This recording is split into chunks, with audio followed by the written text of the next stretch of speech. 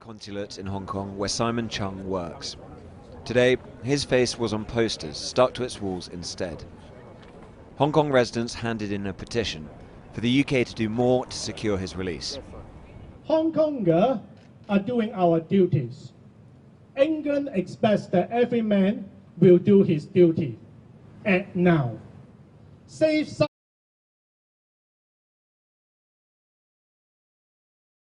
now.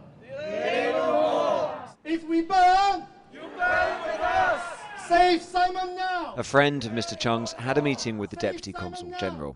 It's always been the case that the Beijing authorities would like to randomly detain people. And, well, the approach is not surprise, but the person they detain surprised me. Simon Chung travelled from Hong Kong to the city of Shenzhen on mainland China for a business trip on the 8th of August. He travelled on the express rail link. On his way back to Hong Kong that day, according to his family, he sent his girlfriend a message saying, "Ready to pass through the border, pray for me," at 10:40 p.m. Mr. Chung's family say they sought assistance from the Hong Kong police and the immigration department on August the 9th. But the first confirmation of his detention only came today from the Chinese Ministry of Foreign Affairs. And even at that very first mention, Beijing linked Mr. Chung's case to the UK's diplomatic efforts over the Hong Kong protests. He is not a UK citizen, he's Chinese, so it's entirely an internal matter for China.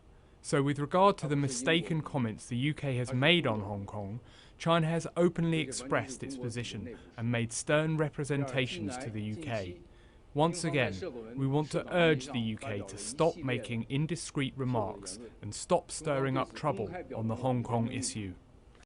Mr. Chung is being kept in what's called administrative detention in Shenzhen. He's under suspicion, the Chinese say, of violating public security management regulations. The crucial bit is what happens when that administrative detention period ends on Friday. That's when 15 days are up. The best option then is that Simon Chung is deported back to Hong Kong. The worst option, a criminal investigation. That would be an ordeal for Mr. Chung, but also be a big test of British diplomatic skill.